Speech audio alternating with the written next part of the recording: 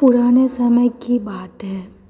रामगढ़ नाम का एक गांव था जहां सुरेश नाम की एक आदमी रहता था। उसकी संचिता नाम की लड़की से नई नई शादी हुई थी, लेकिन सुरेश संचिता को बिल्कुल भी पसंद नहीं करता था।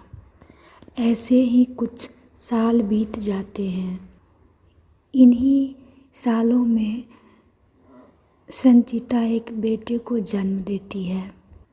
संचिता को लगता है कि बच्चे के आने से सुरेश बदल जाएगा, लेकिन ऐसा कुछ नहीं होता।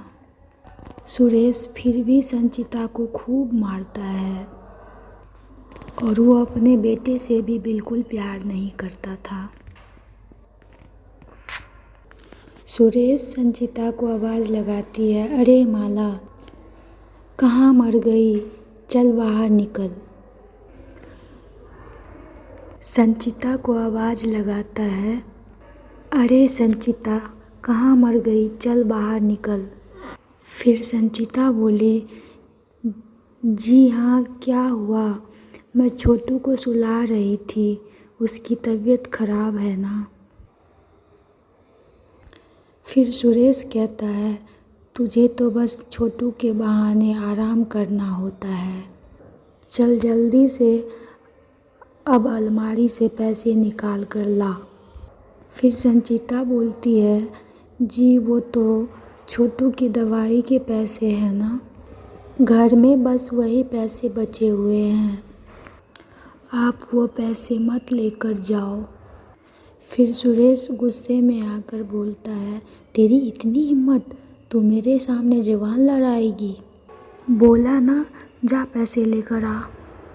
फिर संचिता बोलती है, मैं वो पैसे आपको नहीं दूंगी, फिर चाहे जो भी हो जाए। फिर सुरेश कहता है, तेरी इतनी हिम्मत, तुझे तो मैं अभी बताता हूँ, देखता हूँ तू मुझे कैसे पैसे नहीं देती है।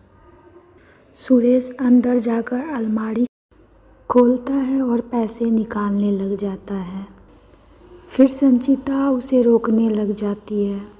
सुरेश को संचिता पर इतना गुस्सा आता है, कोने में पड़े एक डंडे को उठाकर संचिता को पीटने लग जाता है। संचिता कहती है, मुझे मत मारो, छोड़ दो मुझे, छोड़ दो मुझे। फिर सुरेश कहता है, आज तो मैं तेरा काम ही ख़त्म कर दूंगा। वो संचिता को इतना मारता है कि संचिता बेहोश हो जाती है। सुरेश उसे घर से खींचकर खेत की ओर ले जाता है। रास्ते में एक आदमी बोला, अरे सुरेश, ये तुम क्या कर रहे हो, पागल हो गए हो क्या। फिर उस आदमी को सुरेश कहता है, तू या और कोई भी बीच में बोलेगा, उसको भी डंडे से मार मार कर यही हालत कर दूंगा। फिर वो आदमी बोलता है, अब तो कुछ बोलना भी गुनाह हो गया है। फिर एक औरत भी बोली, अरे भैया, आजकल किसी के घर के मामलों में भी बोलना ठीक नहीं होता है। सुरेश संचिता को खेत में फेंक आता है। गांव का कोई भी व्यक्ति उसे कुछ नहीं कहता। सुरेश अपने बच्चे को उठाकर संचिता के पास छोड़ता है तो संचिता के शरीर पर बहुत चोट लगी होती है। उसके शरीर से खून बह रहा हो और उसका बीमार बच्चा उसके बगल में रो रहा होता है। कुछ ही देर में वहाँ पर खून की खुशबू से चील आकर इकट्ठा हो जाता है और वो संचिता के शरीर को नोच नोच कर खाने लग जाता है और फिर संचिता मर जाती है। सुरेश को अपने बीवी और बच्चे के मरने का कोई दुख नहीं होता और वह कुछ समय बाद दूसरी शादी कर लेता है। एक दिन कुछ लोग खेतों में काम कर रहे होते हैं तो एक औरत अपने पति से बोलती है, मैंने पिंकू को पैर के नीचे लेटा दिया है, आप उसका ध्यान रखना। मैं वसी पालक काट कर आती हूँ। वह कहता है ठीक है। लक्ष्मी पालक काटने में लग जाती है और रामलाल पास में पानी पीने के लिए चला जाता है। उनका बेटा पिंकू उठकर बैठ जाता है और मिट्टी में खेलने लग जाता है। तभी एक औरत उसके पास आ जाती है। तभी लक्ष्मी बोलती है, यह औरत कहाँ से आ गई है? और ये बात अपने पति को भी बोलती है, जल्दी पिंकू को उससे दूर करो। तभी रामलाल अपने बेटे को उस औरत से छीनने लग जाते हैं और फिर वो औरत चुड़ैल के रूप में बदल जाती है। लक्ष्मी और रामलाल उस चुड़ैल को देखकर बहुत तेज घबरा जाते हैं। तभी लक्ष्मी बोली, हे भगवान, यह क्या है? वो बोलती है, तुम पिंकू को लेकर जल्दी से यहाँ से चलो। रामलाल बोलता है, मैं अभी कुछ करता हूँ, तुम शांत रहो। बस तभी वह चुड़ैल बोली, मैं इसको उठाकर अपने साथ लेकर जा रही हूँ। फिर लक्ष्मी बोली, अरे नहीं, आप ऐसा मत करो, मेरे बच्चे को लेकर मत जाओ। लक्ष्मी चिल्लाती रह जाती है और रामलाल देखता रह जाता है और चुड़ैल पिंकू को अपने साथ लेकर चली जाती है। लक्ष्मी और रामलाल चुड़ैल के पीछे पीछे भागने लग जाते हैं। हाय मेरा बच्चा, चुड़ैल मेरे बच्चे को ले गई। अरे कोई तो बचाओ मेरे बच्चे को। पता नहीं वो चुड़ैल क्या करेगी मेरे बच्चे के साथ। गांव वाले चुड़ैल को देखते हैं और उनको अपनी आँखों पर यकीन नहीं होता है। गांव वाले बोले, यह क्या चीज़ है? इतनी बड़ी चुड़ैल, ऐसी चुड़ैल तो मैंने कभी नहीं देखा। और यह तो रामलाल के बच्चे को ना जाने कहाँ लेकर जा रही है। भगवान ही बचाए इस बच्चे को। चुड़ैल पिंकू को लेकर पता नहीं कहाँ गायब हो जाती है और कोई कुछ नहीं कर पाता। पूरे गांव में उस चुड़ैल की खबर फैल जाती है।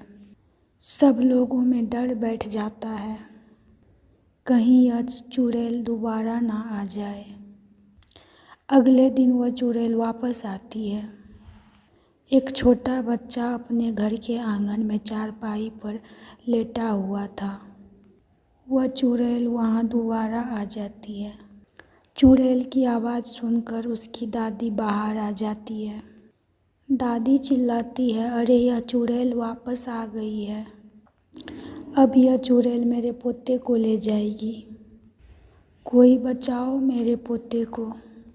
वह इतनी बुजुर्ग होती हैं कि जब तक वह अपने पोते को उठाने उसके पास जाती, चुड़ैल उसके पोते को लेकर अपने साथ चली जाती है।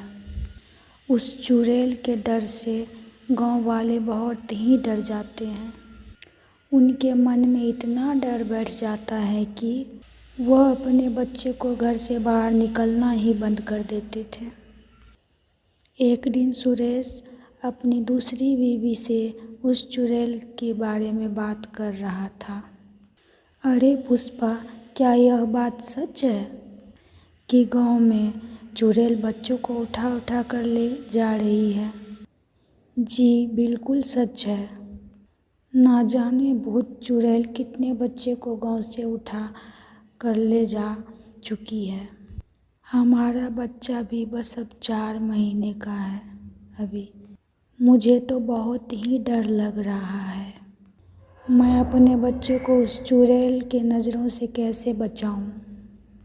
वैसे भी मैंने सुना है चुड़ैल की नज़र बहुत तेज़ है। फिर सुरेश बोला, अरे पुष्पा, तुम चिंता मत करो, मैं हूँ ना, मेरे होते हुए कोई चुड़ैल मेरे बच्चे को छू भी नहीं सकता। सुरेश अपनी बीवी और बच्चे के साथ छत पर बैठा होता है कि अचानक चुड़ैल उसके बच्चे के पास आकर बैठ जाती है। पुष्पा बोलती है, यह चुड़ैल कहाँ से आकर बैठ गई? और वह चुड़ैल उस बच्चे को अपने पास लेती है। फिर पुष्पा बोलती है, छोड़ दो मेरे बच्चे को, जाने दो हमें। फिर चुड़ैल बोलती है, इस बच्चे का ही तो सबसे ज़्यादा इंतज़ार था मुझे। फिर पुष्पा बोलती है, यह मेरे बच्चे को लेकर जा रही है। फिर सुरेश कहता है, छोड़ दो मेरे बच्चे को, भगवान के लिए छोड़ दो इस बच्चे को।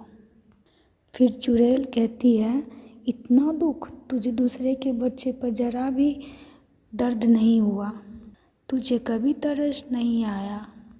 चुड़ैल उस बच्चे को लेकर वहाँ से चली जाती है। सुरेश और पुष्पा रोते चिल्लाते रह जाते हैं।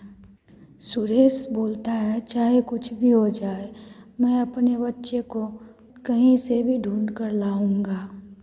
सुरेश सारे गांव वाले को इकट्ठा कर लेता है। कहता है, हमें उस चुड़ैल को पकड़ना ही होगा।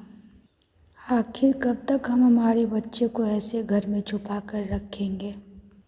फिर गांव वाले बोले, फिर हम कर भी क्या सकते हैं? फिर सुरेश बोला, हमें एक बहुत बड़ा जाल बिछाना होगा जिससे कि हम उस चुड़ैल को पकड़ सकें। गांव वाले सुरेश से सहमत होते हैं। वह एक जाल बिछा देते हैं। उसके बाद हम अपने बच्चे को बाहर खेलने के लिए छोड़ देते हैं। शाम को वह जब चुड़ैल वहाँ पर आती है तो गांव वाले उस चुड़ैल को एक अभिमंत्रित जाल में पकड़ लेते हैं। फिर चुड़ैल बोलती है, छोड़ दो मुझे, जाने दो। फिर सुरेश बोलता है, तुम्हें ऐसे कैसे छोड़ दूँ? तुम मेरे बच्चों के साथ पता नहीं क्या क्या किया होगा, सब सच बताओ। फिर चुड़ैल बोलती है, जो तुमने मेरे और मेरे बच्चे के साथ किया, मैंने भी तुम्हारे साथ वही किया। फिर सुरेश कहता है, मैंने क्या किया तुम्हारे बच्चे के साथ? फिर चुड़ैल कहती है, याद कर तूने क्या किया था मेरे साथ और मेरे बच्चे के साथ। हमें मरता हुआ छोड़ दिया और चील हमें नोच नोच कर खा गया। फिर सुरेश कहता है, क्या तुम मेरी पहली पत्नी संचिता हो? फिर चुड़ैल कहती है, हाँ मैं संचिता हूँ, जो मरने के बाद चुड़ैल में बदल गई। उसके बाद तुमसे और गांव वाले से बदला लेने आई हूँ, क्योंकि किसी ने मेरे और मेरे बच्चे को बचाने की कोशिश की। फिर सुरेश कहता है, मुझे माफ़ कर दो, माना मैं तुम्हारा कातिल हूँ, तुम मेरी जान ले लो, मुझे माफ़ कर दो। मैं तुम्हें और मेरे बच्चे को मार दिया, मैं कितना बुरा हूँ। फिर गांव वाले भी बोले, संचिता हम लोगों को माफ़ कर दो, हमसे बहुत बड़ी गलती हो गई, हम सभी के वजह से तुम और तुम्हारा बच्चा मर गया। फिर चुड़ैल बोली, मेरा बच्चा आज भी जिंदा है। फिर सुरेश बोलता है, मेरा छोटू जिंदा है? सुरेश और कुछ गांव वाले चुड़ैल के साथ एक जगह जाते हैं जहां सारे बच्चे खुशी से खेल रहे होते हैं। फिर चुड़ैल बोली, मैंने किसी भी बच्चे को नहीं मारा, मैं बस तुम सबको सबक सिखाना चाहती थी। वह देखो हमारा बच्चा छोटू। सुरेश रोता हुआ छोटू को गले लगा लेता है। बाकी सब अपने बच्चे को देखकर बहुत रोते हैं। पुष्पा बोलती है, अब आपकी गलती सुधारने का वक्त आ गया है। हम छोटू को अपने पास रखेंगे और दोनों बच्चों को एक समान प्यार देंगे। और इन सबको सबक सिखा के वहाँ से चुड़ैल चली जाती है।